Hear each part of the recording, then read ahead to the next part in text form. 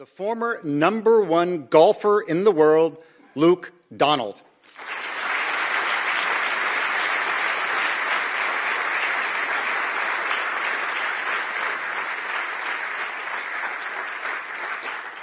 Next, he has amassed 9 career worldwide victories, including the 2011 PGA Championship at Atlanta Athletic Club. He is currently the #14th world-ranked player.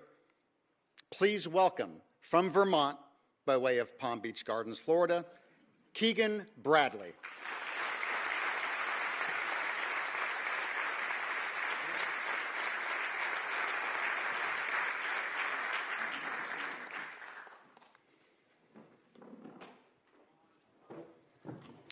Hello again, everyone, and thank you for joining us today for the Ryder Cup Year to Go Ryder Cup Captains News Conference. The 45th edition of the golf's greatest team event is just 1 year away, and it will be played September 26 to 28, 2025 at Bethpage Black. We are very excited today to be joined by Luke and Keegan. So Luke, let's go ahead and begin with you. Firstly, welcome to New York and congratulations on leading the 2023 European team to victory in Rome last year, and congratulations on being named back-to-back captain, something we haven't seen on the European side since the early 1990s, right?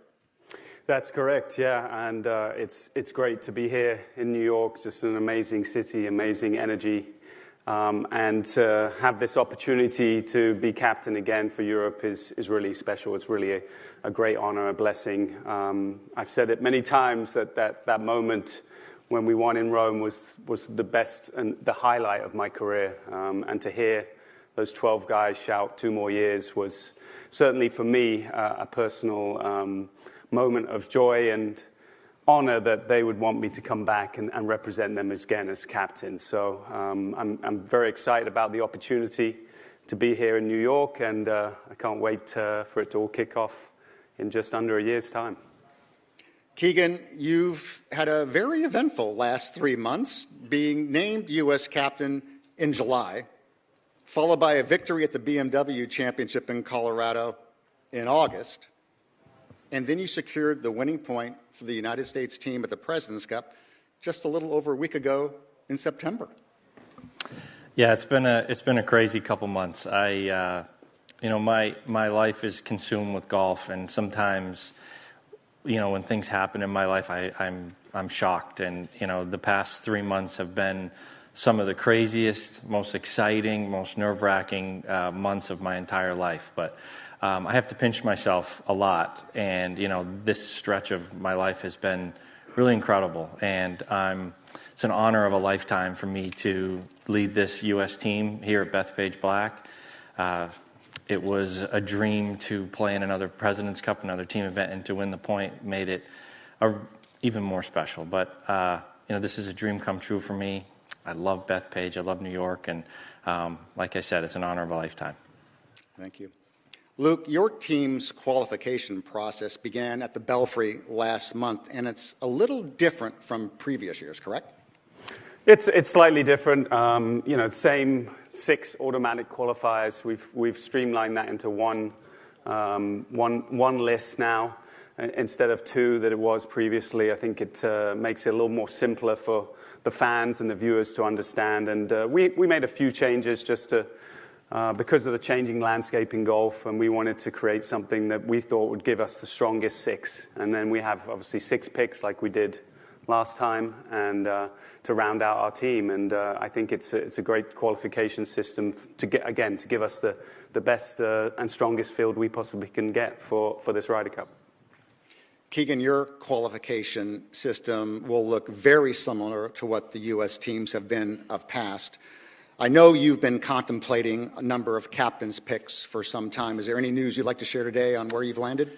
No, we're going to keep it the same. I think the point system does a great job in identifying these 12 best players. We play our elevated events and our majors, carry so much weight, and I think that's important with how strong the fields are. Week to week, the pressure of playing in these big tournaments and these majors, and that shows up on the points list. Luke, you have won all 4 cups that you have played in, including the last time the Europeans won in the United States in 2012 at Medina Country Club. Everyone knows how complicated and how difficult it is to win an away Ryder Cup. How familiar are you with Bethpage, and do you think it's going to feel a little different here than in Chicago? Yeah, I'm relatively familiar with Bethpage. I played my first US Open here back in 2002. I played in 2009. I've played some other events here at Bethpage. It's a great course, a state park, you know, in the middle of Long Island in the New York area. It's an amazing place that's open to the public.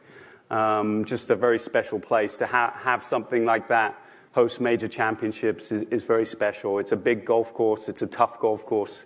And it's going to be a great venue for this year's Ryder Cup. But yeah, New York, I grew up, well, I didn't grow up. I grew up in England, but spent a lot of time in Chicago, where we played in Medina. New York has a similar feel, even to more of a degree. You know, it's both great sports teams, sports cities. You know, just a lot of energy, and certainly they're going to bring that to this Ryder Cup in Bethpage. Keegan, Bethpage Black is a golf course that you are tremendously familiar with. You've mentioned that it's America's course. What exactly did you mean by that?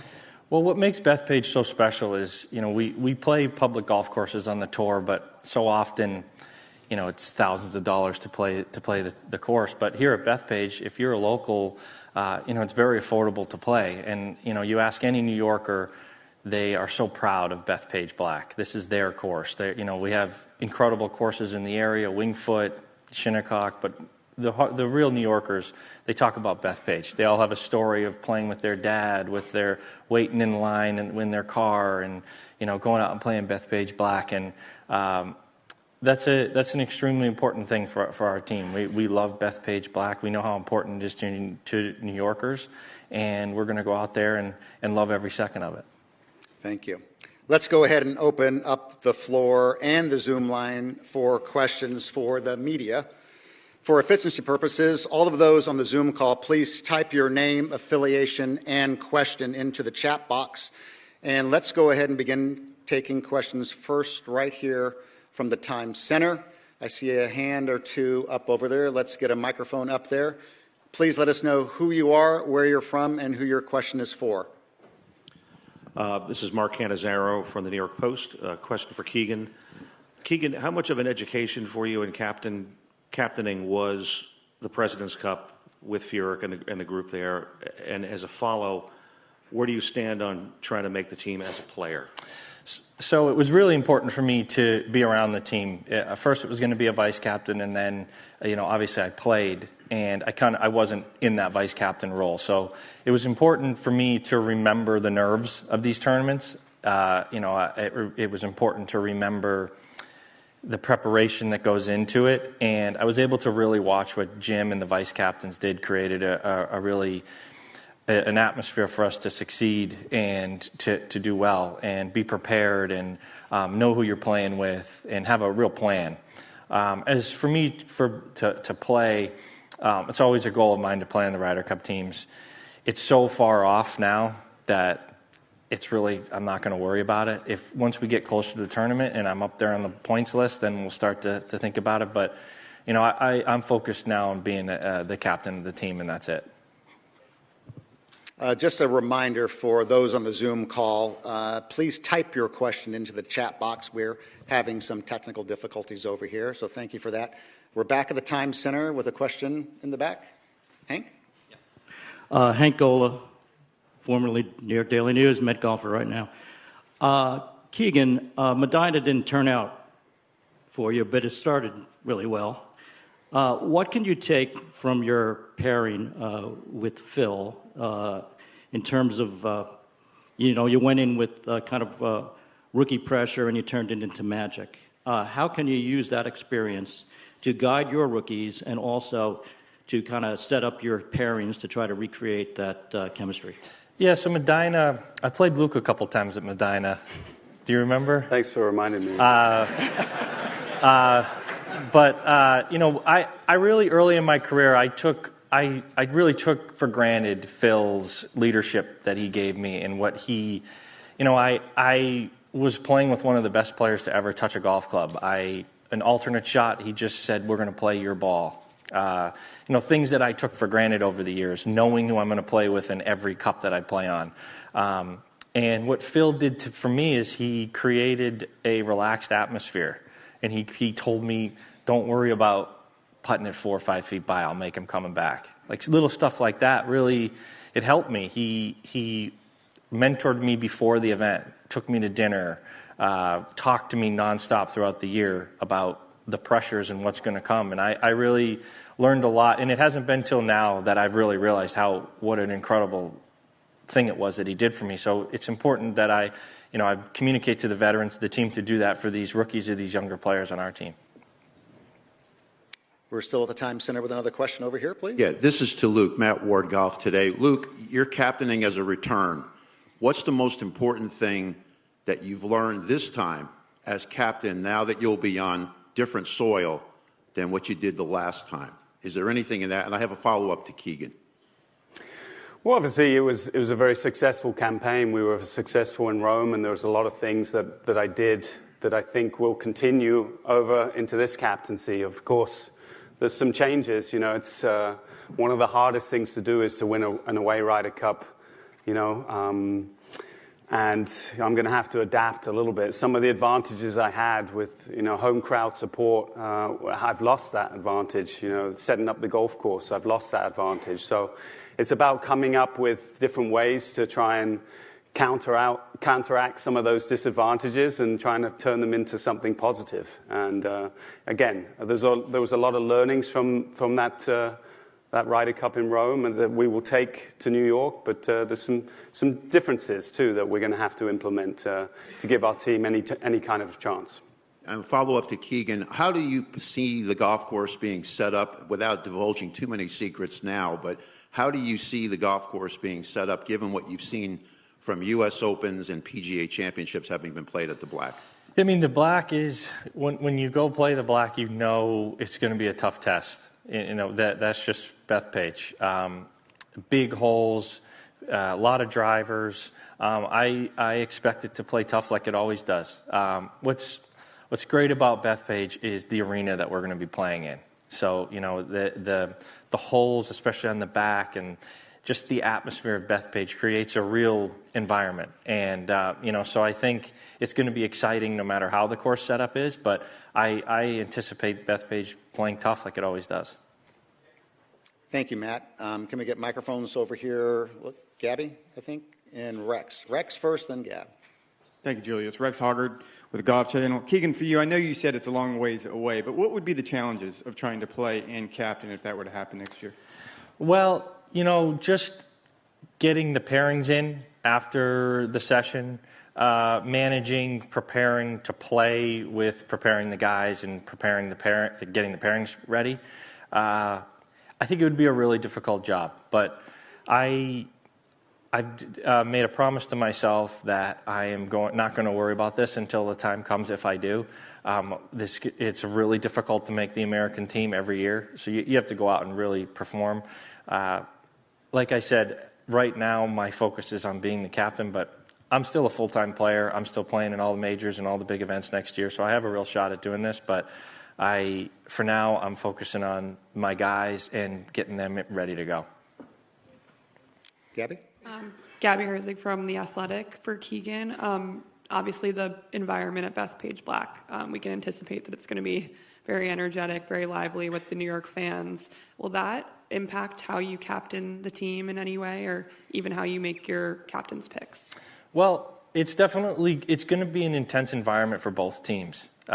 New York is an incredible place to play, but they expect you to win and win your matches, win your game, win your whatever. So we know we have to go out there and perform for the fans to be behind us, but we're looking forward to the challenge of what it is to play a Ryder Cup at Bethpage, the fun it's going to be, the loud cheers, the excitement. I definitely think the Ryder Cup in particular accentuates a certain type of player, and especially at Bethpage, you got to be ready for that intense atmosphere.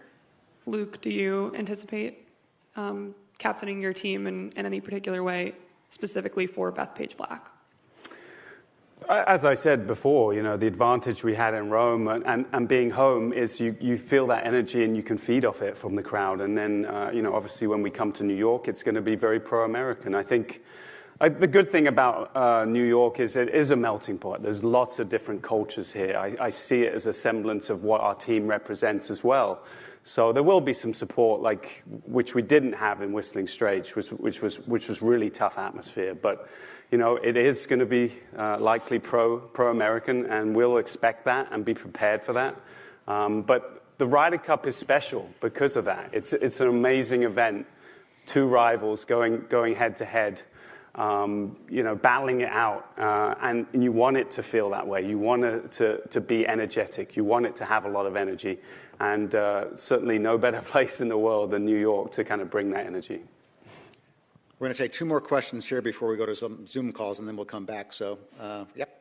Jack Milko from SB Nation. Keegan, it's my understanding that Bethpage Black has made a few tweaks to the golf course. Speaking with their superintendent last week, I'm wondering if you could touch on those changes from your perspective, as well as talk about how many times you've visited Bethpage recently and your plans to continue to visit there over the next year.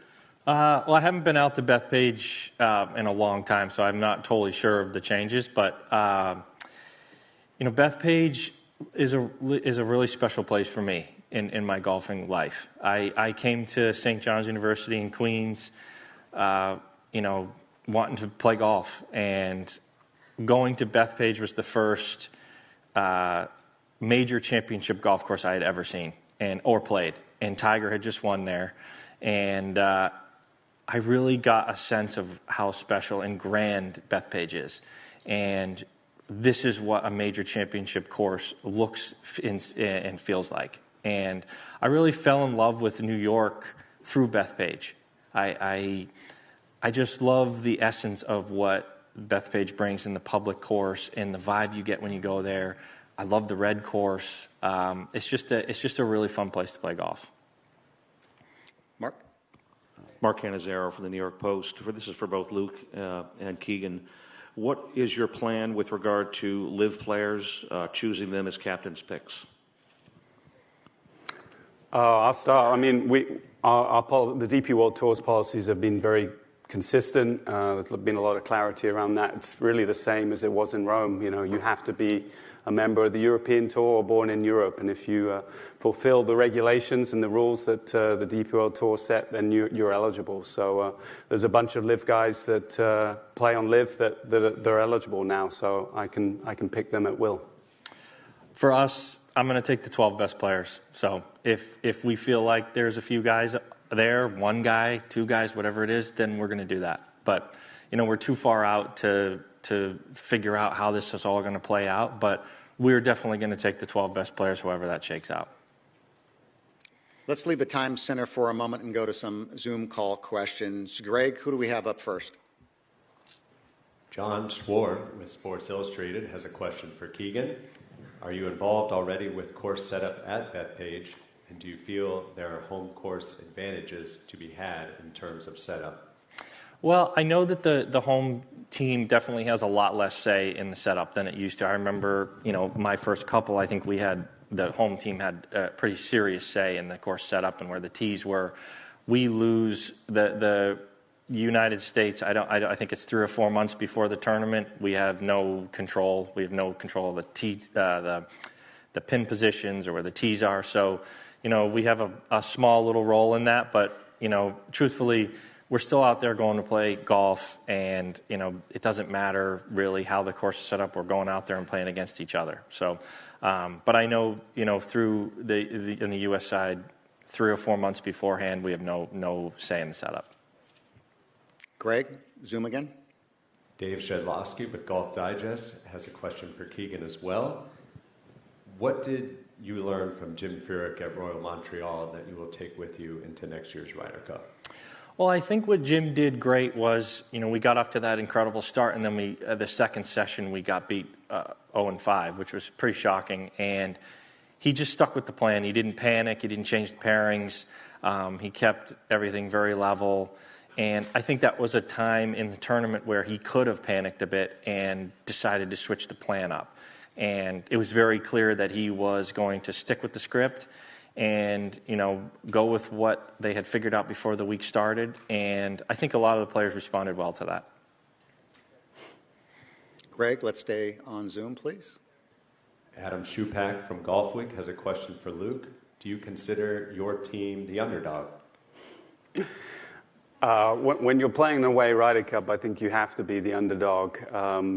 Just looking historically, Whistling Straits, the result there was very one-sided. Hazeltine was pretty one-sided. Valhalla, we were fortunate to come back in Medina, but the last few times we played away, the results have been pretty one-sided towards the US. So, yes, in a tough environment, we will be the underdogs. Greg? Also from Adam, Keegan, are you buying that? No, I think, Luke, these guys really love playing for Luke, and they're going to love coming into Bethpage and trying to shut up the fans, the players. It's a very unifying thing to be on a team and come into a hostile environment. So we know that. We know how tough they are. We know how great of match play players they are and how much they care about the Ryder Cup. So, I think obviously the home team has a bit of an advantage, but, they get to come in and us against the world, and that's always tough to play against. Greg, let's take one more from the Zoom call, and we'll come back to the Time Center for other questions. Garrett Johnson from Beyond the Clubhouse has a question for Luke. What does Sergio Garcia need to do to have a chance to make the team? Well, first of all, obviously he resigned his membership a couple of years ago, but we have had some chats. He's considering rejoining. I'd have to follow all the rules and regulations like everyone else, and if he does that, then again he will be eligible to partake in the Ryder Cup. Thanks, Greg. Let's come back to the Time Center and see if Mia has some more questions. Yes, looks like we have some hands up in the back. Philip Reid from the Irish Times. Question for Luke. I think we saw last year Rory's emergence as a true leader within the team. How have you observed how he first treated as an exhibition and how he has emerged as a true leader now?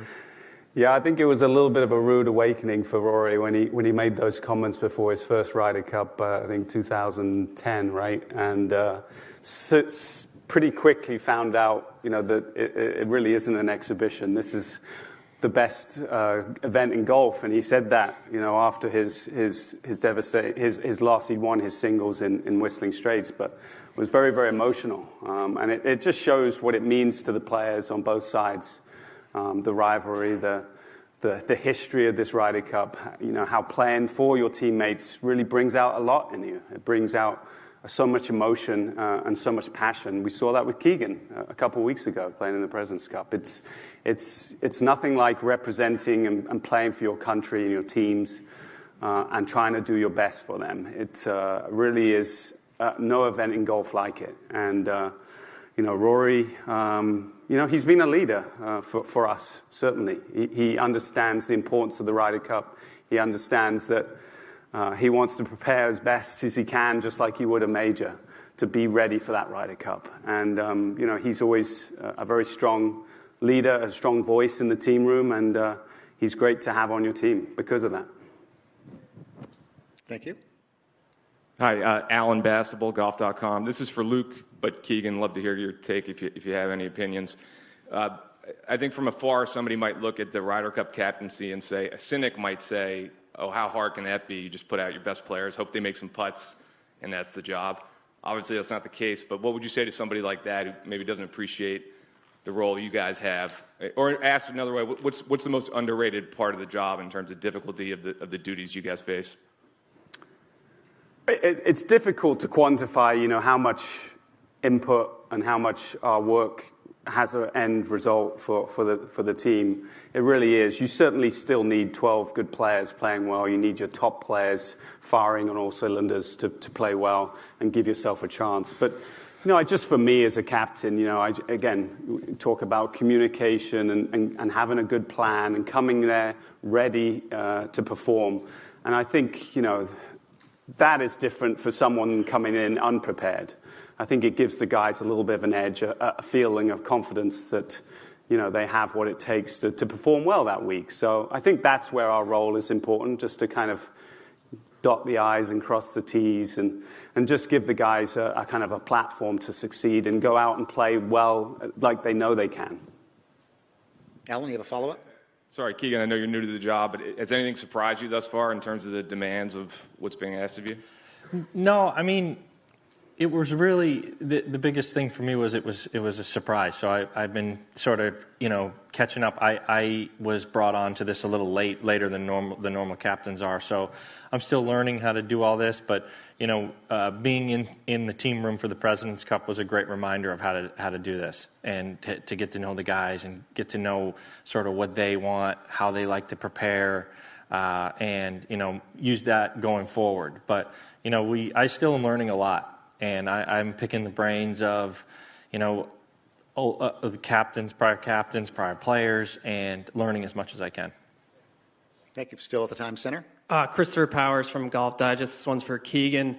One of your expected top players, Xander Schauffele, had made mention recently of on these Ryder Cup weeks, maybe there's one too many dinners and galas and photo opportunities. Is that something as captain you can even control, and would you entertain maybe canceling one of those nights? What do you think, Julius?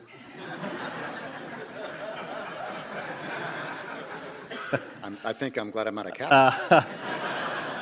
Listen, you come into a Ryder Cup and you have a lot of obligations. You're going to have to do things that you wouldn't normally do at a major week. That is part of the deal. Xander is a leader of the U.S. team. He is a guy that everyone on the team looks up to, including their captain. He's just an unbelievable person and, a critical part of our team. I think when he says that, he's just trying to look out for his other teammates. He's nothing but amazing in the team room and with the players. So he's going to be great. And if Julius can take a few of the obligations off, we'll do that. Don't look at me. Let's take one more from the Times Center. We're going to go back to the Zoom calls. Yeah, Matt? this is a follow-up. Matt Ward, Golf Today. Keegan, you mentioned before about the words hostile environment. When does hostile become excessive? And to Luke, your comments. I've been at Ryder Cup matches when some comments were made to players between holes. It wasn't exactly family dinner talk. How do you prepare players given the environment that New York will be? And how concerned would you be when lines happen to be crossed in what goes on in those matches? Well, we know you go over to an away Ryder Cup, it's going to be difficult. This is a big event. This is we're all grown-ups and we know how tough it is to go play an away Ryder Cup.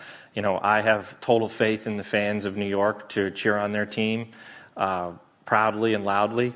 I don't want them to cross the line, to do anything that would affect the course of play. But it's going to be a tough atmosphere. It's going to be tough for both teams. And I think Luke would say, like, you're sort of got to be ready for it. When we come play Bethpage in a major championship, you're ready for this. Is going to be an atmosphere that we're not normally used to. So, but I love the New York fans. I am excited that they're on our side, and I have total faith in them. And the PGA of America already has precautions in place if people cross the line. Thanks, Matt. Greg, let's go to the Zoom calls again, please. David Rumsey from Front Office Sports has a question for Luke. Have you spoken to Jon Rahm recently about his efforts to remain eligible for the Ryder Cup? Oh, I've spoken to John. I've spoken to everyone that is a possibility for being on that team. It was great to see John, do what he needed to do to remain eligible. To see him nearly win in Spain last week. He played not last week, a couple of weeks ago. He played very well at the Dunhill. We're in constant communication. Again, I'm talking to all the players, to him, to Tyrrell. It was great to see Tyrrell win last week at the Dunhill. So, again, good communication between myself and all these players is vital, and I've certainly been keeping up with that. Greg, still Zoom, please. Doug Ferguson from the Associated Press has a question for each captain. For Keegan, what's one piece of advice or encouragement would you give to the fans at Bethpage? And for Luke, what is one request you would have of the fans at Bethpage? So I would want them to cheer loudly and proudly for their team. I would want them to, this is a special place to New Yorkers, Bethpage, and they're part of our team. They're going to be with us through the whole week, and I want them to be passionate and loud and excited, and also respectful to the other side. I mean, I couldn't say any better, really. I mean, I think that's what we would love to as well. The Ryder Cup is special because it is spirited. Passions are high, energy is high. You want to see that amongst the players. You certainly don't want to see the spirit of the Ryder Cup, endangered by any way. But again, I think Keegan said, the PGA of America have things in place for if there is, outbursts, or if there's anything deemed appropriate, they'll deal with that. Inappropriate, they'll deal with that. So again, we are looking forward to playing in front of a New York crowd. It's going to be fun. It's going to be feisty. It's going to be spirited, and it'll be fun. Greg? Phil Casey from the Press Association has a question for Luke. Sergio has talked before about rejoining. Do you think that is a serious option? Yeah, we chatted on the phone a couple of weeks ago. He's certainly very interested in doing that. He understands, everything that's involved, and again, the decision has to go to him whether he's prepared to do all that. But certainly, we've had that discussion. Yes. Greg, still Zoom calls, please. Matt Chivers from National Club Golfer has a question for Keegan. Team Europe has created the Team Cup to work on team match play conditions and to develop relationships. Could Team USA adopt a strategy like this soon? Well, we play the President's Cup, in the years that we don't do the Ryder Cup, so I don't see that happening. As a top U.S. player, you're going to do this once a year with the Ryder Cup or President's Cup, and it's great to get the guys all together, but I don't see that happening because of our other tournament that we play. Greg? Ben Parsons from Bunkered for Luke. Nicholas Colsart said he'd love to be involved again in 2025. Have you spoken to him about that? Yeah, of course. Been in contact with Nico. It's great to see him have a chance of winning last week. Rolling back the years, I really thought he was going to do it at some point. He was a great addition to our backroom team as a vice captain in Rome. He's very knowledgeable and very friendly with a lot of the European players. He gets along with them all. He has a great energy, a great vibe. Obviously, I've just named Eduardo and Thomas as two vice captains, but Nico is someone that we're definitely keeping in mind for Bethpage. Greg, we had a couple more questions on Zoom, please. A follow-up from Dave Shedlowski with Golf Digest for Keegan. Can you say if Jim Furyk will be with you and Team USA at Bethpage? So I have two vice captains that I've named, and I sort of had to put this all on pause during the President's Cup because I was really nervous to play and I couldn't think of both things. But now we're going to really ramp up this whole vice captains and the team and everything. So I haven't gotten that far yet, but we're starting to really think about it. Greg? Juan Luis Guillen has a question for both captains. You are both competing on tour, and there's always a chance you could be part of the team as playing captains. What would this mean for you and your strategy? I think Keegan sort of answered that one before. I'm in a little bit different situation to Keegan. I'm not 14 in the world. I'm somewhere like 414 or 514. So my game just hasn't been quite as good the last few years. I still love competing. I love going out there and playing my best and trying to learn and trying to get better. But I'm a little bit older than Keegan. I'm kind of, my view is in 3 years' time for that Champions Tour. So I don't, it would take a big turnaround in my game for me to be eligible. But Keegan obviously has been playing great. He's one of the best players in the world. He just secured the winning point in the President's Cup team. And, the way he's been playing, then, I think it's, every chance of playing his way onto a team. He's playing that well. So, again, for me, I think it's a little unlikely. For Keegan, more likely, I'd say. Greg, I think we have time for maybe 2 more Zoom call questions, and then we'll come back to the Time Center to see if anybody has a question. From Doug Ferguson with the Associated Press for Keegan, can you say specifically what precautions the PGA of America has in place in case the crowd loses its mind?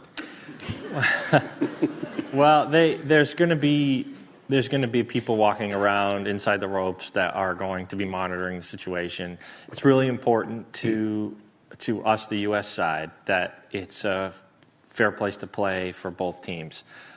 Nobody on either team wants this to get uncomfortable or weird out there. I mean, but listen, you come into Yankee Stadium, you come into Madison Square Garden, you come into these places, it's a tough place to play. And Luke and the boys know that. So, but I have total faith in the fans, and they're going to be loud and they're going to be passionate, and PGA America is going to do a great job making sure everything's right. Greg, final question on Zoom, please.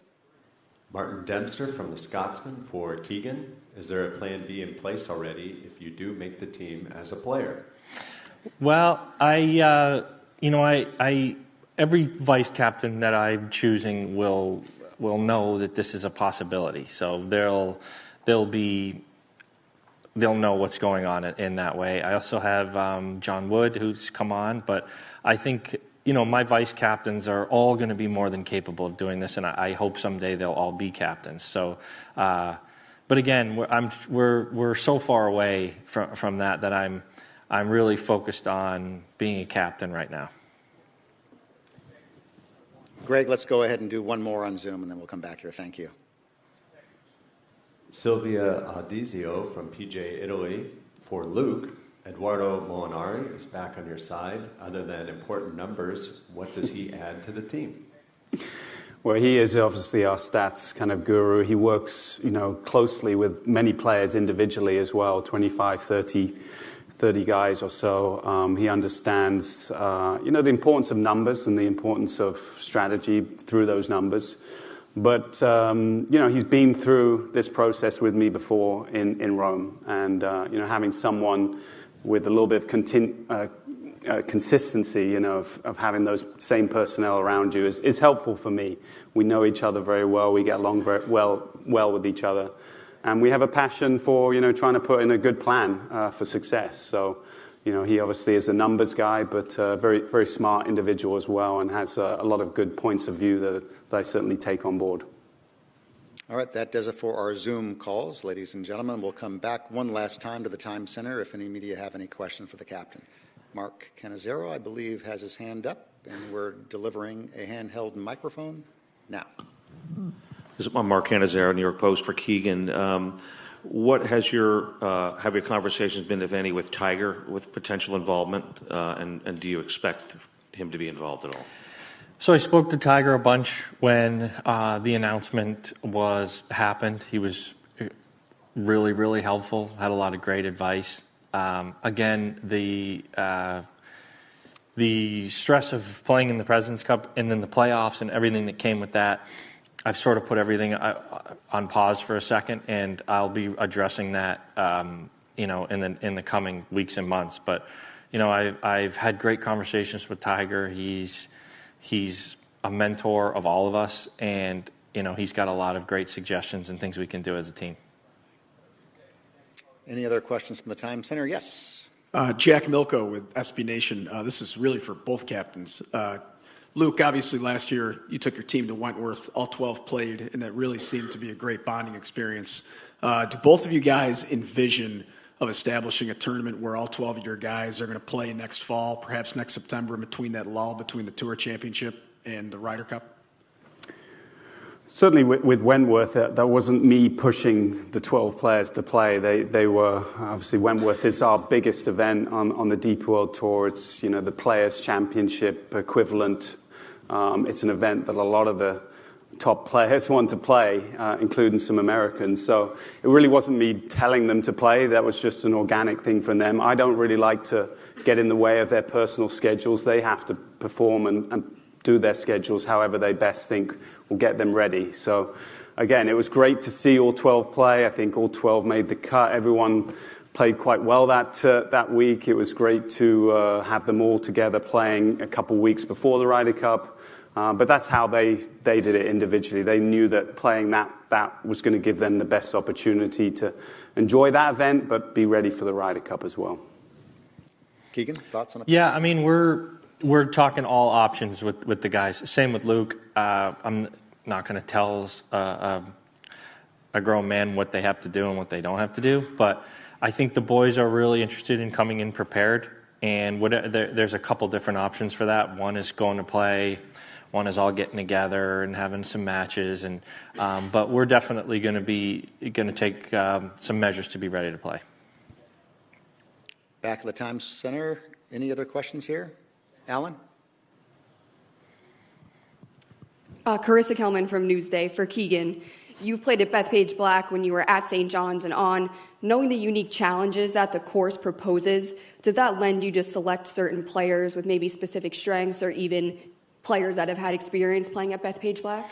Yeah, I think you'll factor all that in the end. The Bethpage is a big golf course, but you can look at past results. But ultimately, you want to have the players that are playing the best. You want to have the 12 best. So, a tournament that happened a decade ago, who knows how much that's going to factor into you playing well at the Ryder Cup. So we're going to take a look at every single factor that you could think of. And, it's to come play Bethpage, all these boys really want to get here and play. So it's going to be a tough decision. Alan, did I see your hand go up?